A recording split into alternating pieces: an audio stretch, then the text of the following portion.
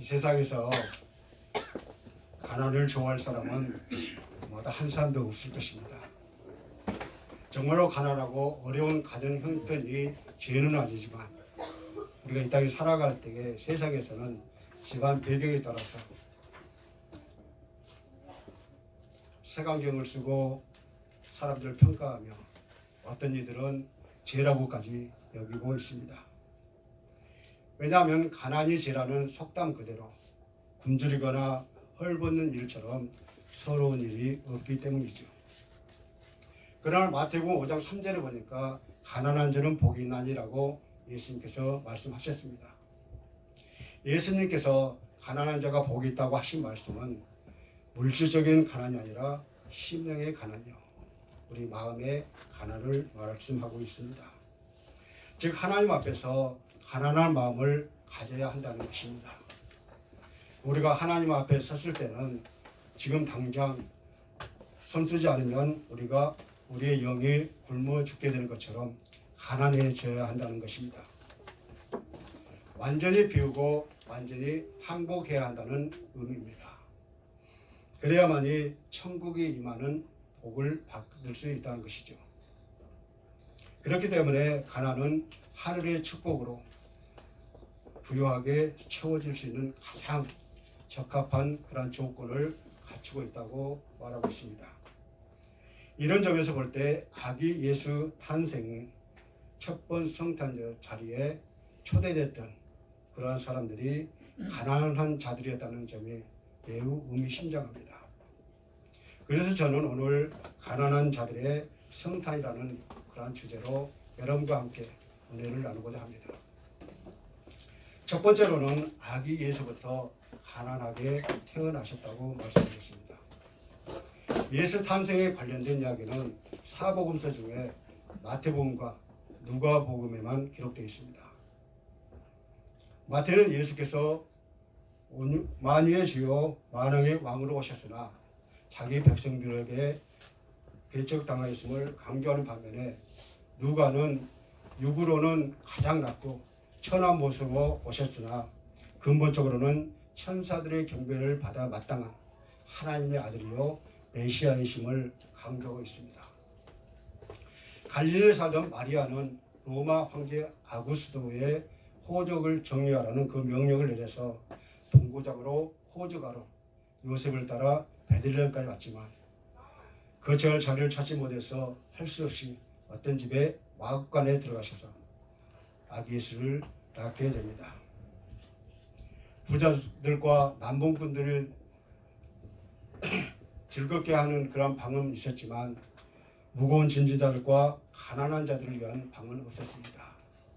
또한 비단신을 신고 화려한 옷들을 입은 사람들을 위한 방과 우아한 몸짓으로 춤을 추게 위한 방이 있었지만 애석하게도 베들레헴의 왕이신 그리스도를 위한 방은 없었다는 것이죠.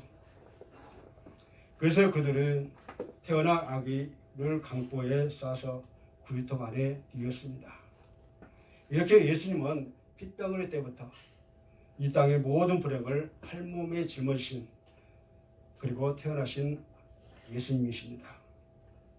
여러분 한번 이 시간 조용히 눈 감고 한번 생각해 보시기 바랍니다.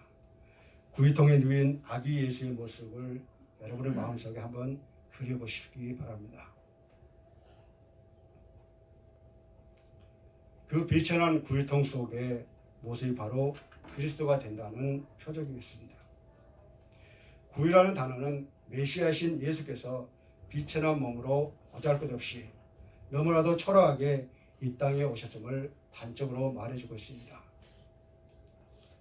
구유는 아무데도 머리둘 곳이 없는 하나님의 아들이자 인자신 예수의 겸손과 고난을 상징하고 있습니다.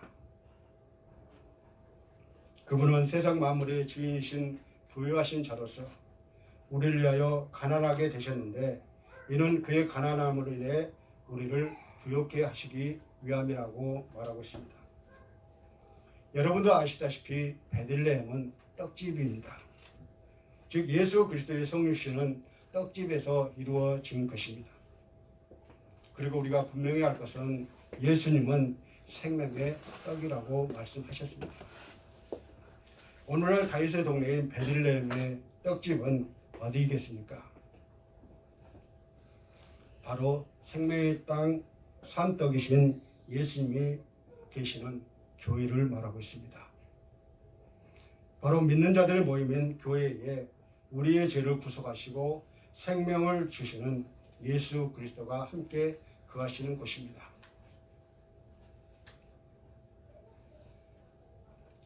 여러분은 어떠십니까?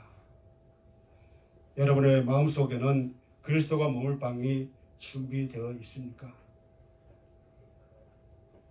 혹시 세상적인 욕망이나 쓸데없는 자만심, 이기심 등으로 가득 차서 혼잡스러운 그 베들레헴의 요관을 그대로 재현하고 있지는 않으십니까? 마치 예수님이 그 추운 밤에 애처로운 눈길로 객실을 쳐다보면서 문을 두드리듯이 예수님의 안타까운 심정으로 저와 여러분의 마음의 문을 두드릴 때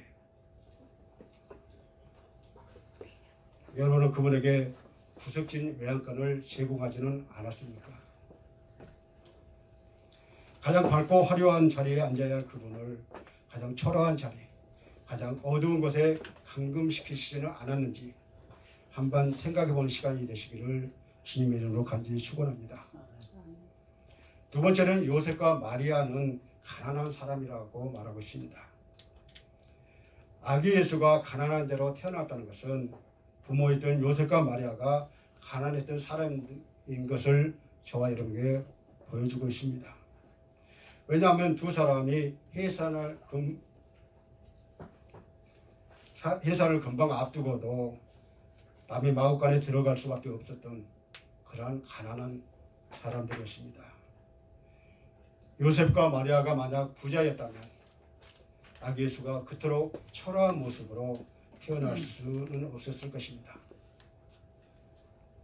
요셉이 해산할 부인을 데리고 호적하러 나사렛에서 베들레헴으로 갔을 때 가지 않았어야 할 그러한 이유가 없었습니다. 왜냐하면 유대 관습에 따라 그의 공동체 전원이 그때 가기로 했기 때문에 개인적인 그런 사이로 빠질 수가 없었기 때문이죠. 당시 갈릴리 사람들은 충동적이고 직설적이고 다혈적이고 또 용감하고 지극히 민족성이 강한 그런 이미지 때문에 종교적으로 소외된 지역이었습니다. 경제적으로 낙후하며 학문적으로도 소외된 지역이었던 것이죠. 당시 빈민들이 모여 살던 갈릴리는 가난과 무지와 보잘것없는 그러한 도시였습니다. 사실 요셉과 마리아는 유다 지파 사람으로 두 사람 모두 다 다윗 왕과의 혈통이었다는 데는 의심의 여지가 없습니다. 그런데 무슨 이유인지 모르지만 갈릴리 나사렛이라는 동네에서 그들이 살고 있습니다. 게다가 요셉은 일찍이 부모를 잃고 백부의 손에 자라면서 목수의 일을 하면서 생계를 꾸려가는 그런 가난한 자였고 그런 사람을 남편으로 정했던 마리아 역시 몹시 가난한 그런 사람이었습니다. 시골 목수로 살아갔던 젊은 요셉은 평생 가난한 시골에서 살았지만 그럼에도 하나님을 믿고 맡길 수 있는 만큼 온유한 사람이고 결단과 순종의 사람이었습니다. 마리아 역시 특별한 사람이 아니었습니다. 우리와 똑같은 사람이고 평범한 삶을 사는 시골 처녀였습니다. 그러나 그녀는 하나님의 특별한 은혜를 입은 자였다고 말씀하고 있습니다. 바로 이런 마리아에게서 아기 예수가 태어나게 되었습니다.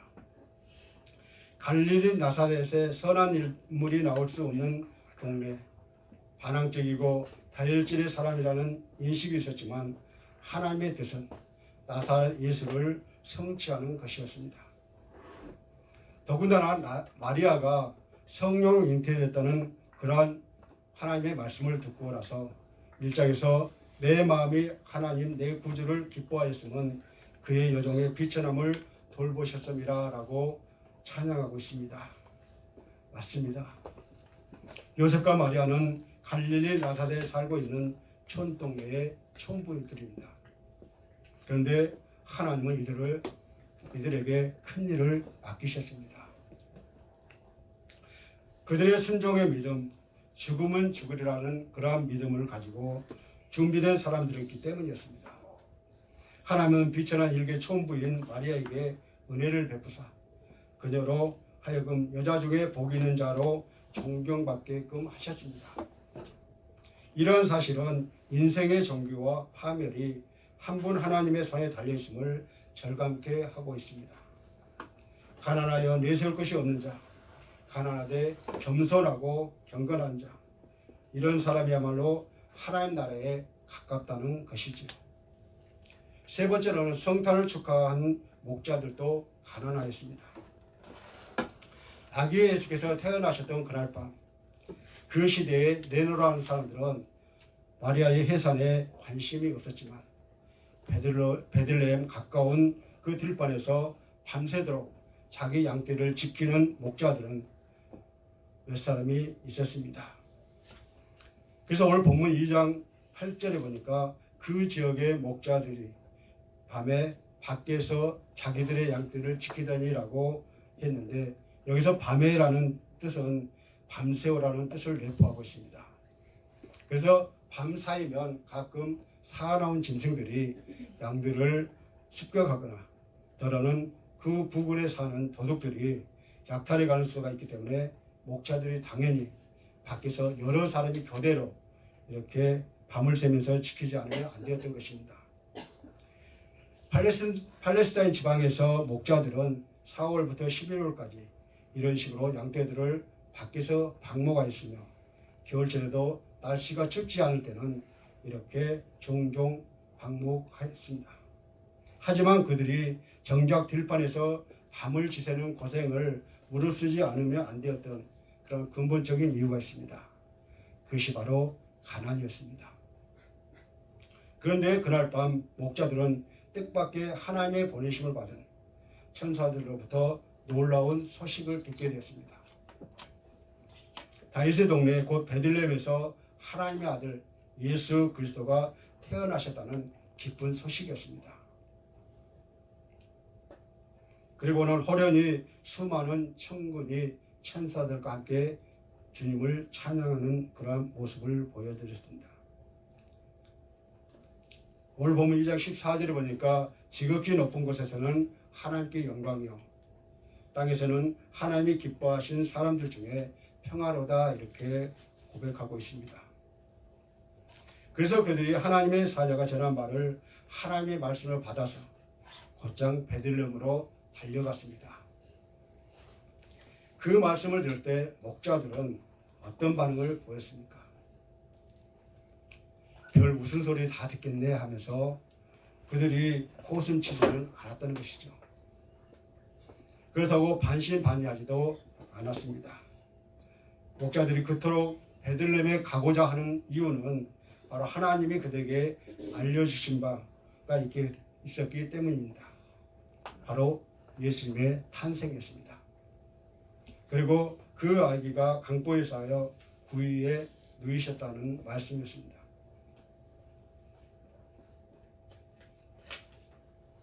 그렇다면 그들이 베들레헴으로 가고자 하는 목적은 무엇이었을까요?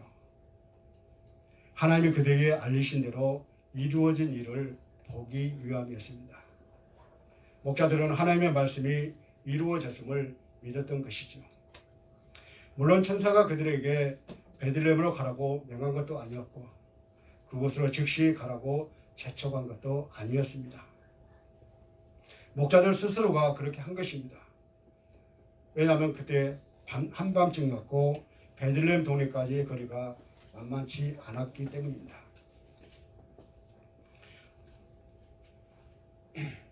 아울러 비록 한두 사람이 그곳에 남아서 자기들의 양떼를 지킨다 하더라도 목자들이 단체적으로 양떼를 떠난다는 것은 결코 쉬운 일이 아니었을 텐데 그들이 조금도 지체하지 않았다는 점이 얼마나 놀랐습니까? 그렇게 그들이 태어난 아기 예수를 보면서 첫 번 성탄을 감격스럽게 찬양한 자들이 되었던 것이죠. 만일 목자들이 말씀을 믿지 못했다면 그들은 일평생 한 번 있을 그런 축복의 기회를 놓치고 말았을 것입니다. 그렇다면 그토록 영광스러운 자리에 어찌하여 저 가난한 자들이 맨 먼저 초대되는 선택받은 사람이 되었을까요? 당시 유대사회에서 여러 가지 직업들 중에 목자란 직업은 아주 천시되었습니다. 일반 사람들은 목자들을 믿을 수 없는 사람들이라고 생각했습니다. 그리고 목자들이 하는 일은 유대인의 글에 의하면 부정한 일로 간주되었던 것이죠.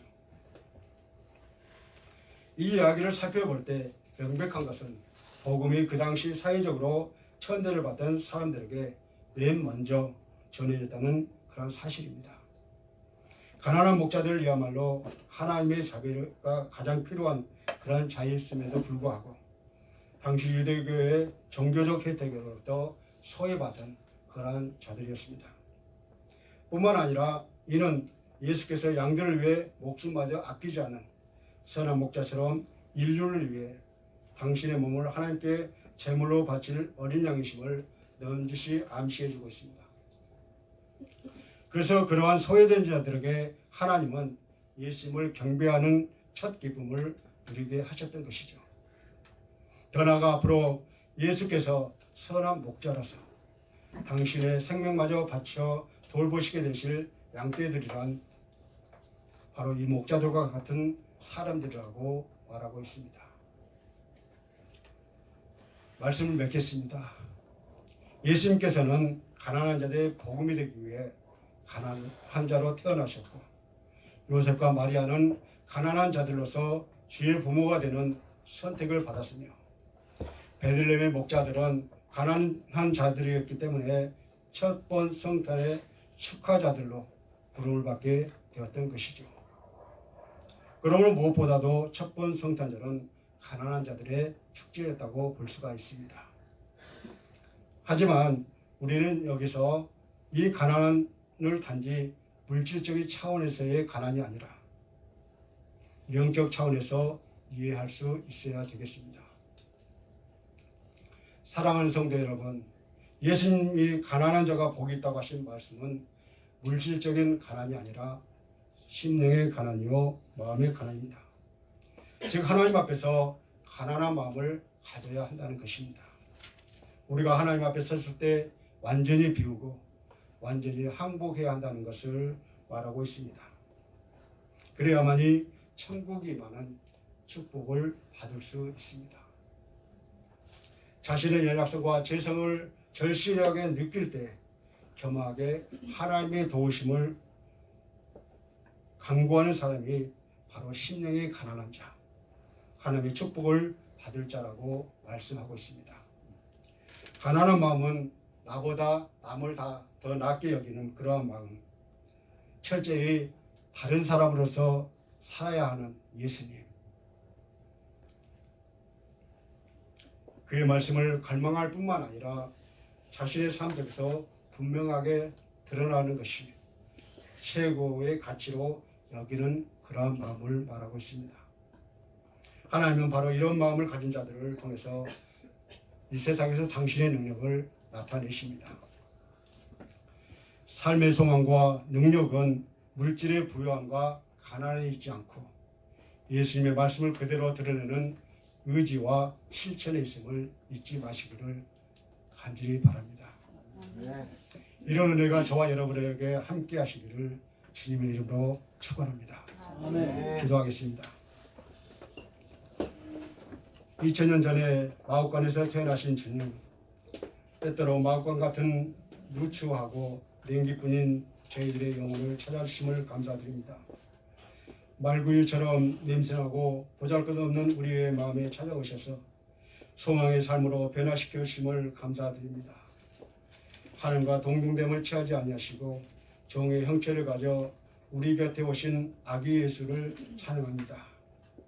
지난 한 주간 우리의 삶을 돌아봅니다. 낮아지기보다는 높아지려 했고 겸손하기보다는 교만했으며 사랑하기보다는 묘했고 용서하기보다는 정죄했으며 섬기려 하지 않고 섬김받기를 바랐던 우리들의 모습을 이 시간 회개하오니 용서하여 주시고 앞으로의 삶은 낮은 자의 모습으로 이웃을 섬기며 사랑하는 우리의 삶이 되게 도와주시옵소서. 잘났든 못났든 배웠든 못 배웠든 가졌든 못 가졌든 그 예물을 취하지 않으시고 그 시대마다 하나님이 부르시고 꿈을 주셨던 위대한 믿음의 선조들처럼 이 시간 주님이 주시는 희망과 주구하는 것을 살리는 비전을 소유하게 하여 주시옵소서. 참 생명이시며 참 평화하신 예수님께서 왕으로 오신 성탄절 주일 예배를 성도들과 함께 모여 예배드리게 하심을 감사드리며 예수님의 이름으로 기도드립니다. 아멘.